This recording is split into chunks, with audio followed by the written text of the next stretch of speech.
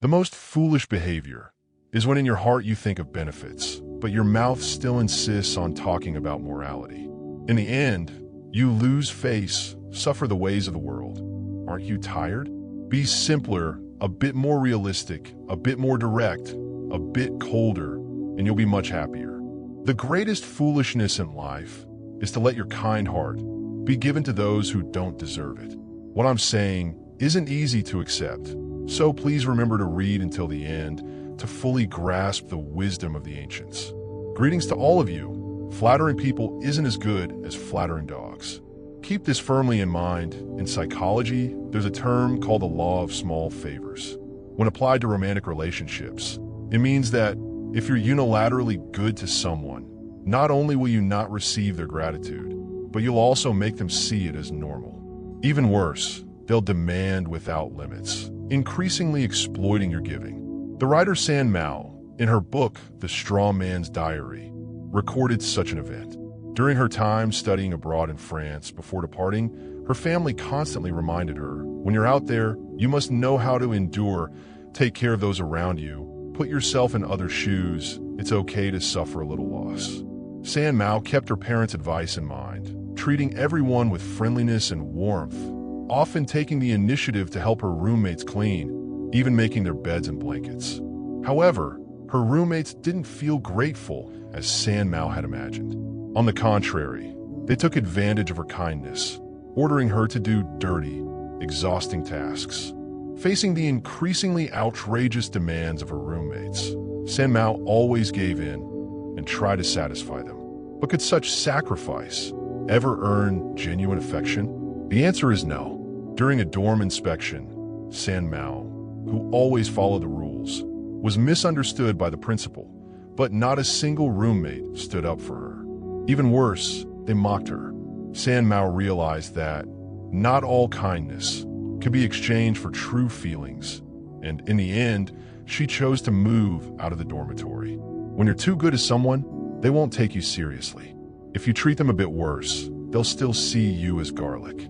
That's the strange nature of the people around us. There are many people who know how to observe and perceive. Many praise them, saying they have high EQ. Knowing how to observe and perceive isn't a bad thing, but overly tending to others' emotions becomes flattery. That's the people-pleasing trait we often talk about. Speaking of people-pleasing, many don't find it unfamiliar. In social interactions, we all have a bit of people-pleasing in us. I had a colleague, dubbed by the whole company as the one with the highest EQ. He never argued with anyone. He knew full well helping colleagues finish their work would tire him out, make him swallow grievances. But to be liked by everyone, he stayed up late working overtime to help colleagues complete their tasks. In friendships, constantly enduring only makes you lose your sense of self, even growing weaker day by day. His people-pleasing had no principles, no boundaries, tormenting himself to please others. This torment was just a way to send a message. I treat you this well. Can you treat me a little better in return? That's what people-pleasers want to express. But they're afraid to say it. They never dare demand anything from others. On the contrary, they never refuse others' requests. These people try their hardest to flatter others, exhaust themselves to prove their worth, longing to be loved, but others' indifference pushes them into an abyss. People with a people-pleasing nature fear conflict with others. They don't dare express their true thoughts, don't dare convey negative emotions. Gradually, they live more and more falsely and become less and less valuable. Because they fear not being liked, they constantly watch others' expressions, spot others' needs, immediately find ways to meet them, afraid of being disliked, whether it's reasonable or not. To fit into a group, you're not allowed to clash, even if it means grinding down your own edges. Remember this, the more you try to please others, the cheaper you become, the more insecure you feel, and the less others value you. Pleasing others is hurting yourself, and it's the greatest violation of your own worth in life. How do you change this people-pleasing trait? I'd rather betray the world than let the world betray me. This is a famous saying by Chow Chow. Study him. Many look down on this phrase, Bugan agreeing with it. I tell you, successful people all have this mindset. When you stop hating this saying, your opportunity will come. People with a people-pleasing nature always think, I have to do something for others to like me. I have to lose something to make others like me. Being liked by others isn't your purpose in life. On the contrary, your purpose is to recognize and love yourself. These people always play the role of peacekeepers, maintaining harmony. Even during conflicts, they think they should apologize, not that it's someone else's fault. You need to understand, even if you clash with others, even if they abandon you, even if you don't meet their needs, you won't lose your life. Instead of always sacrificing your dignity to please others, confidently please yourself. Living is doing what you love. Those who don't value themselves will never earn respect from others. Those who don't love themselves will never receive love from others. Those who try to please others can only live humbly forever, like orphans under someone else's roof. Instead of endlessly pleasing others, show your personality. Let others please you. Those who truly value you cherish your confidence and demeanor, not your fake humility. All troubles stem from yourself. A student asked me why he gave his all to everyone, but those people not only didn't appreciate it, they didn't respect him. Even worse, they bullied him. He said, "Teacher, why is it like this?" In this society, such people aren't rare. Most of them bring trouble on themselves. No outcome isn't self-inflicted. Why don't others take you seriously? Because you're someone without principles. Others say good, you say good. Others say bad, you say bad. At first, people might think you're easy to talk to, but over time, they just see you as a fool. Many misunderstand EQ, always being polite to everyone, not daring to upset anyone, showing a Buddha-like nature. This isn't tolerance, it's a lack of boundaries. At first, others might say thank you, but over time, even saying thank you becomes a waste. Truly skilled people are surely clear about love and hate. Why don't others take you seriously? Because you don't know how to refuse. Any task that comes your way, you agree to. Anything others give you, you treat like treasure. Over time, people will see you as a trash bin. Whenever there's garbage, they'll toss it your way because they don't dare toss it elsewhere. Deep in human bones, there's always a trace of cowardice. Why don't others take you seriously? Because you don't seize opportunities to show anger. When you should be angry, you're not. When you shouldn't be, you are. Someone who never gets angry, no one respects. Someone angry every day, no one fears. Find the right moment, condition, and situation to get angry. Let everyone know your boundaries. That's the mark of a skilled person. Tell me about a personal experience of mine. Reflect deeply.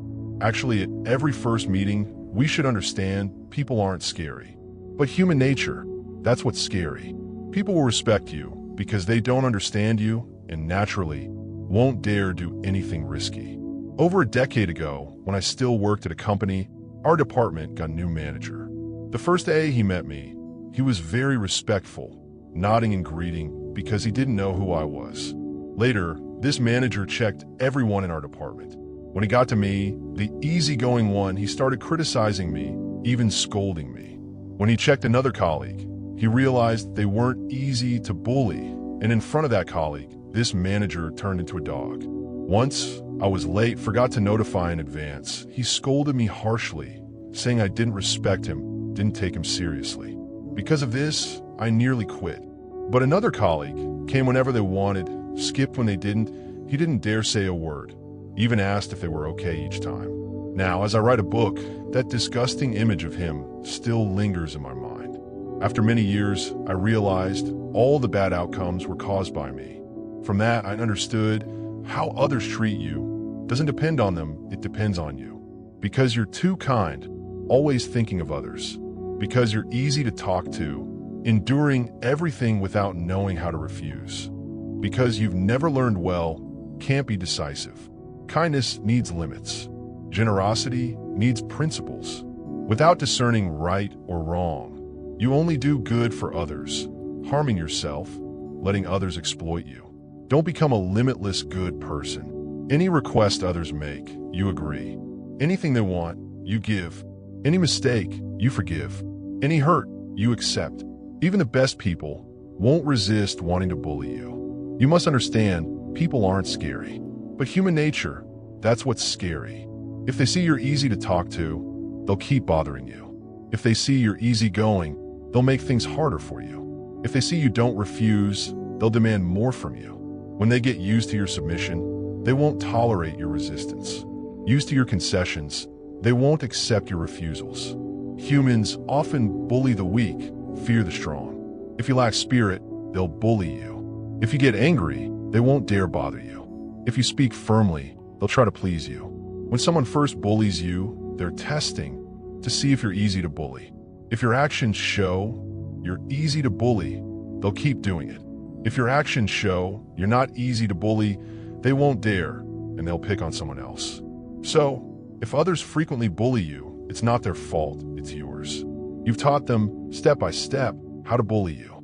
Be a good person with tactics. An old proverb says, good people are deceived by others. Heaven doesn't deceive them.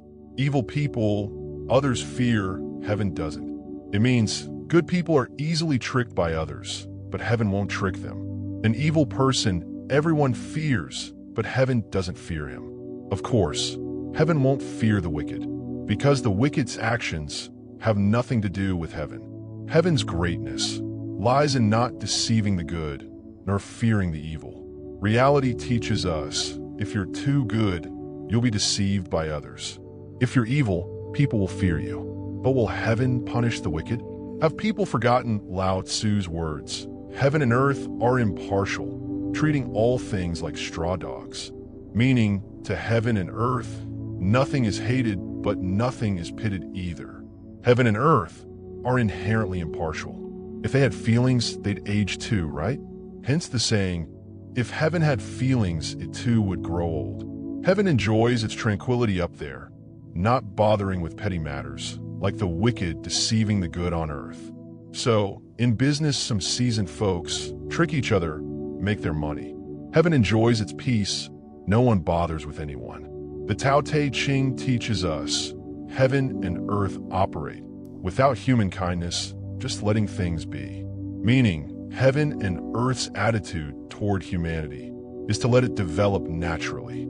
Has anyone noticed a truth that if heaven truly got angry, both the good and the bad would suffer like natural disasters, earthquakes sparing no one, good or bad? So we must blend kindness with skillful handling. Kindness without skillful handling is foolishness. Living in this world without some cunning, how do you deal with the wicked? What you learned as a child was for dealing with the good. Don't just be good, become a good bad person. Bad on the outside, good at heart. When you seem bad in others' eyes, relationships often last longer. Because the root of every broken bond is expectations leading to disappointment. You're too good to them, they take it for granted. Then, if something's off, they resent you. If at first you make them feel you're tough, lower their expectations, then surprise them with a bit of kindness, they'll be amazed. You don't have to stab others, but you must have sharp thorns. You can be kind, but you must be shrewd. I can treat you to a 200,000 VNE meal or 200,000 VNE drinks, but if you owe me 100,000, you must pay. That's principle. If someone orders you to buy water for them with a commanding tone, if you obey, that water has no value. They'll think anything you do is a given. If you let that habit form, anytime you don't obey, they'll hate you. How others treat you is shaped by you. So what's the right approach? When they ask you to do something, don't do it. When they don't expect you to buy water, you suddenly do, then that water has value. True contribution isn't giving because you demand it, but because I want it, so I give. I can give to you, but you can't demand it. What I do willingly, you'll appreciate. But what you demand and I do, you'll see me as weak. When you learn to refuse others' demands, push back, you'll see them start respecting you. No one can please everyone. You don't need everyone to like you, just those who love you to love you more. Those who don't, let them go. Never pretend to be moral. The dumbest behavior is thinking of gain in your heart, but preaching morality with your mouth. In the end, you lose face, suffer the world's ways. Clearly strangers yet inviting them to eat. Clearly wanting to spend just 2 tea coins, but pretending, order whatever you like. Then they order expensive stuff, and you're secretly mad. Classmates you clearly don't want to go with, but your mouth doesn't refuse. You go, then can't stand the sanctimonious fakes. Someone owes you money, you want to demand it, but say, no problem, take your time. Then curse them silently for being untrustworthy. Aren't you tired? Be simpler, more practical, more direct, a bit colder, you'll be much happier. The greatest foolishness in life is letting your kind heart go to those who don't deserve it.